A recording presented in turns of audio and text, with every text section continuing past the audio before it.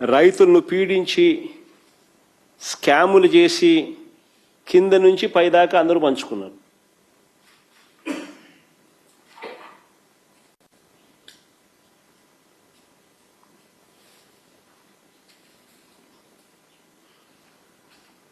నేను అడుగుతా ఉన్నా, మా ప్రభుత్వ హయాంలో ఇలాంటి అక్రమాలు ఎందుకు జరగలేదో తెలుసా? కారణం, ఆ రోజుల్లో ఒక భయం ఉండేది. తప్పు చేయాలి అని అంటే భయపడేవాళ్ళు.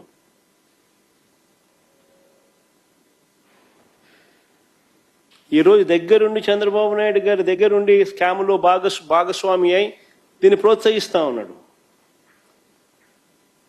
పైపైన మాటలు మాట్లాడతారు, తూతూ మంత్రాలే చేస్తారు తప్ప ఎక్కడా చిత్తశుద్ధితో తనిఖీలు ఉండవు. ఎక్కడా చిత్తశుద్ధితో ఎవరిని కూడా ఎవరి మీద చర్యలు ఉండవు.